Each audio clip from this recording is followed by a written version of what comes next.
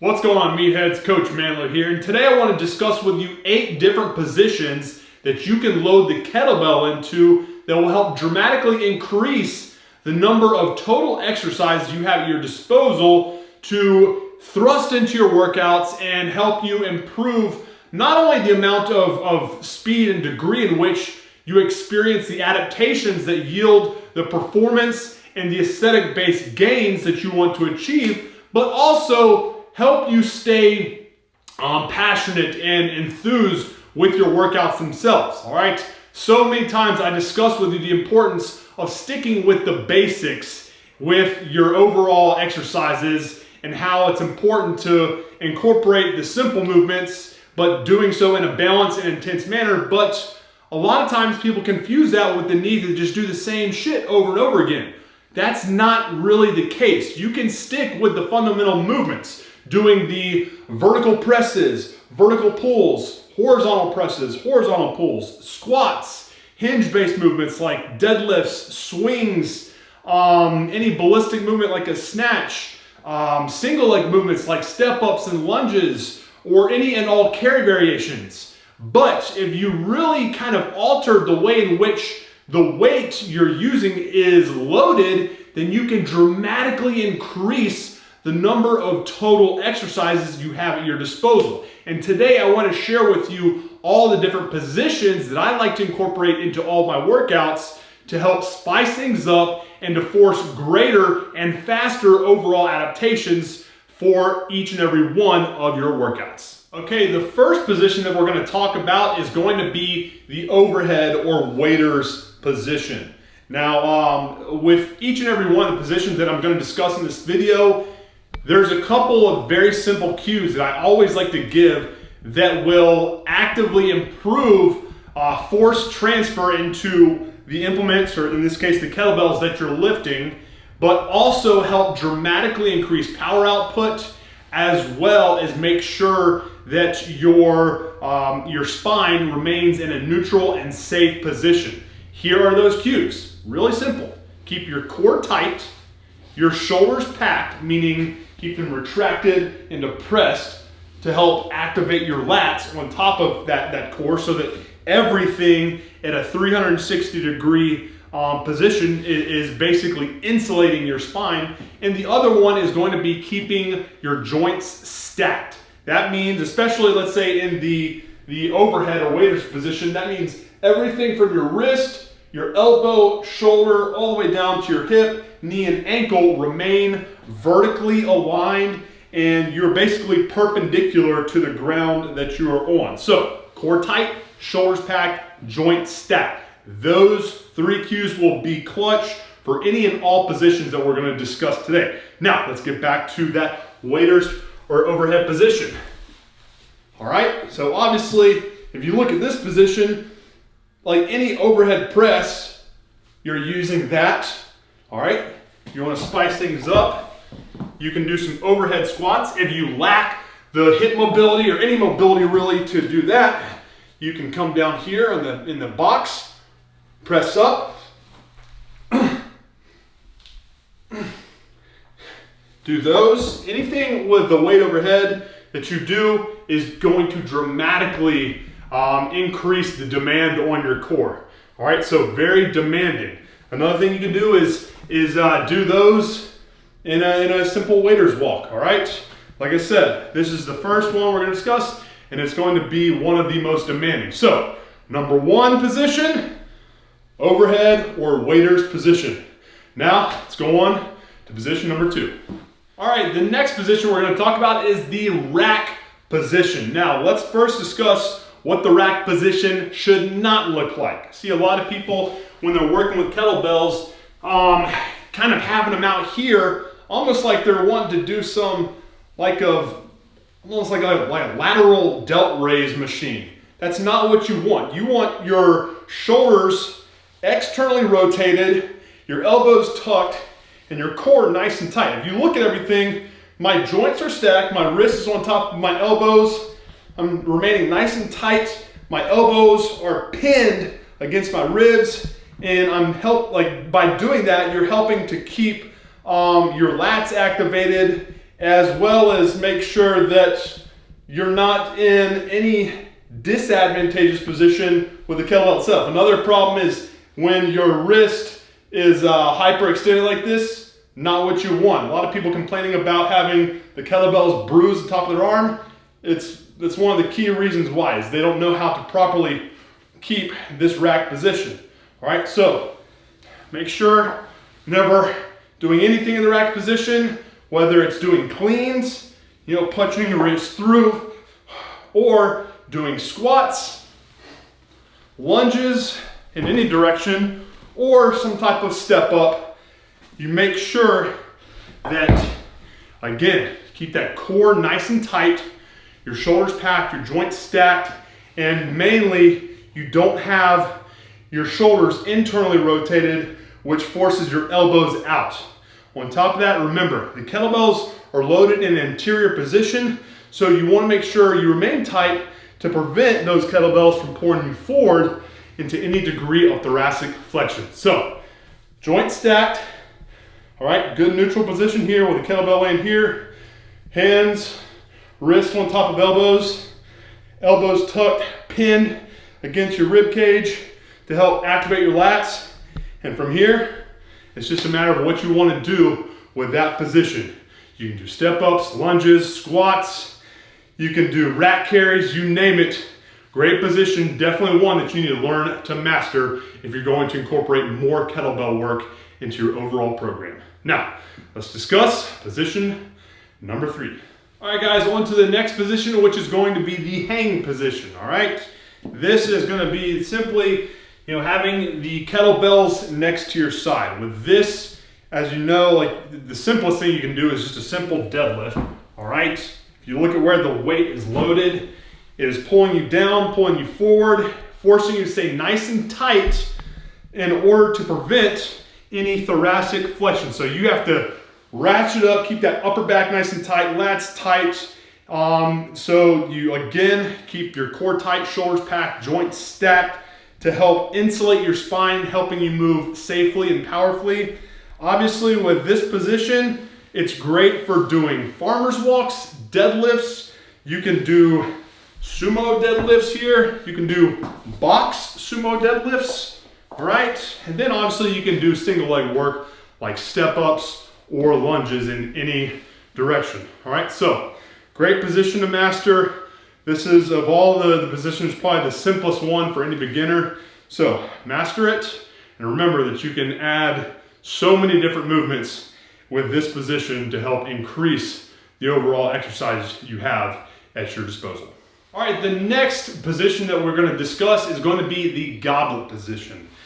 This, of all single kettlebell positions, again, keeping your elbows tucked by externally rotating your shoulders, packing them, and in conjunction with that, keeping your core nice and tight, is the best one for beginners. It is one that you can do squats with, lunges, step ups, you can do goblet carries, you can even do goblet overhead presses. Great overall position to utilize for any and all exercises that you have at your disposal. Another couple ones you can do.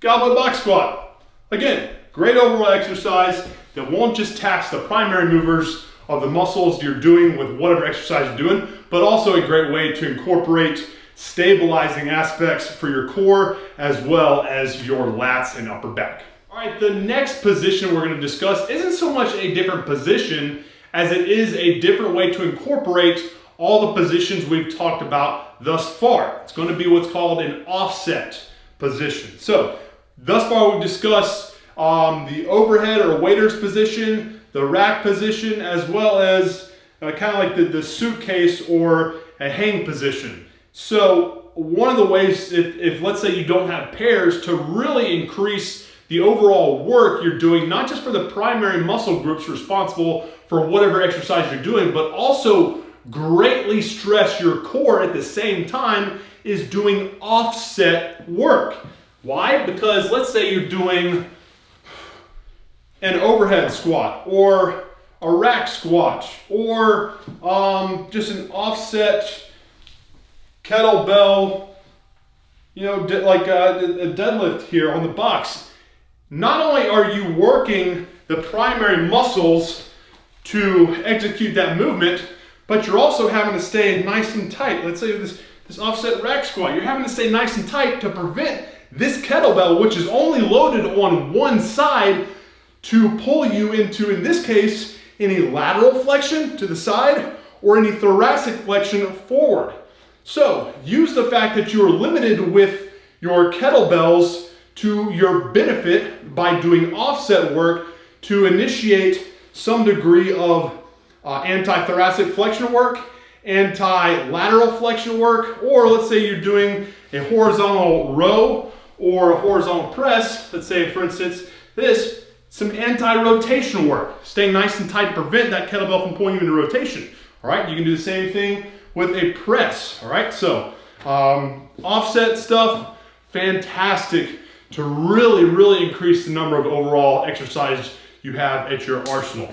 You can do it in pretty much any different of the movement patterns we discussed.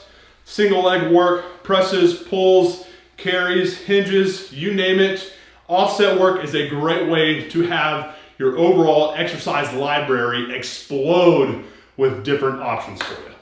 Now, much like the offset work wasn't really a different position, but a different way to incorporate the different positions that we discussed earlier, the same thing applies to imbalanced pair-based kettlebell work. What I mean by that is this. We discussed the overhead position, the rack, and the hang. Well, what happens if you have a pair of kettlebells and you have different positions on each side to work with? That's a great way to put your body through a new degree of stress that it maybe hasn't adapted to. And if you do that with the simple movement patterns that we discussed, it's a great way to incorporate something new to force more of those adaptations that we want to help you look better naked and perform like the beast that you want to become. So here's what I'm talking about here.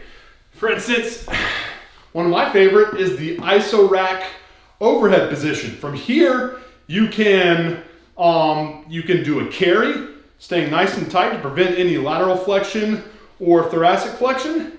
You can do an iso rack overhead squat, pretty demanding, but a great way to do yet another different squat variation. Or you can do the same thing with a box squat.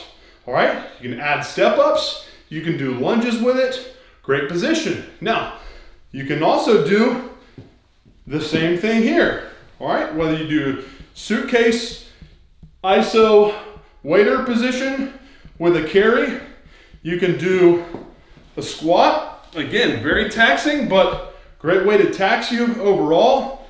And the other thing you can do is iso rack position here with the weight in a hang position as well. All right, so there's multiple ways to kind of throw things into an imbalance and force greater overall demands, not just on the primary muscles responsible for whatever exercise you're doing, but also really increase the demand on your core to help stabilize your spine and keep it in a powerful, safe, neutral position. So have fun with that one. And remember, these are really important to focus on your big cues of keeping your core tight, shoulders packed, and joints stacked. Because the last thing I want you to do is to mess up your form and then mess up your back to the point of not being able to train and then turning into a puddle of goo. So stay safe, core tight, shoulders packed, joints stacked. All right, the next position we're going to discuss is the one that I hate the most because I suck the most at, and that's going to be the bottoms up position. This is one that forces a ton of work on stabilizing muscles and grip strength, and as you can tell, it's like the kettlebell itself forces you to balance it and stay nice and tight, have an absolute death grip on it, while on top of that making sure that everything is insulated. And from here, you can do, I like doing rack carries, and you're gonna have to do this with a light weight to begin with. You can see like the kettlebell's wanting to kind of go all over the place. These are really hard. The other thing you can do is do an overhead press. And you're gonna have to kind of rock with it a little bit, but Those extremely advanced, very challenging. If you want a great way to challenge yourself in the beginning of your workout when you're fresh, throw some of those in. Presses, carries. If you really want to test yourself, do some single leg work to work on balance and proprioception. But yet another position to work on to really dramatically increase the number of exercises you have at your disposal to add into your daily workouts themselves. All right, and the last position we're going to discuss requires a little bit of extra gear, in this case a nice little band, and it's going to be what I call the proprioceptive, or what a lot of people call earthquake work. What this is going to do, by loading the weight on the bands here like such, so we're going to fold it in half, then feed it through the handles, and from here kind of get them to where, see right here, start with a squat. What this is going to do is the band is going to force it to kind of wobble around, and it's going to force you to stay nice and tight in order to lock in that neutral position, because you see, like, that weight is going to dip down and force it to kind of go all over the place. All right, and that is not only going to work, obviously, the primary movers of that actual exercise, quads, hamstrings, glutes, but it's also greatly going to stress your core and your lats and your upper back to help stabilize that spine while that weight is kind of undulating, fighting to kind of stay in that locked in position. So great way to really force improvements in overall maintenance of tension during your squats. All right, another one that I love doing and is very challenging, same setup, is doing an anti-rotation proprioceptive bench. So I'm gonna do this right here, and I will tell you, if you've never done these before, go light, because they are humbling, and if you're not careful, you'll get jacked up on them. So, load the kettlebell here at your side. The band is on the thick of your hand. From here, these force you to stay extremely tight, because not only is that weight undulating, but it's loaded only on one side in an offset position that forces you to stay extremely tight to prevent any rotation of your spine. All right, so proprioceptive or earthquake position with a band, another fantastic way to load a kettlebell and to increase the overall number of exercises you have that you can plug in to your daily workout plan. Hey man, thank you so much for checking out today's in-depth look at all the different ways for you to load the kettlebell when training. As I mentioned throughout the video, not only will having a solid grasp on how to work all of these different positions into your body's most common movement patterns help to constantly give your body a new demand to adapt to, but will also keep your training fun and more challenging and more engaging for you as you go throughout your training experience, which is exactly what you want to associate your training with. Fun and exciting. Now, if you enjoyed this content tutorial-based video and want me to share more like it in the future that inspire new training ideas, then do me a solid and hit the thumbs up button so I know you're enjoying the content that I'm sharing with you guys here. Subscribe and hit the alert icon so you get notified the instant I drop new videos every Monday, Wednesday, and Friday. And lastly, don't leave without first grabbing your free week's worth of kettlebell performance cardio training inside the Kettlebell Cardio Blueprint by clicking on either the image that you see right over there to the right or the pin link at the very top of the comment section down below. Appreciate your time, guys. Have a good one. Chandler.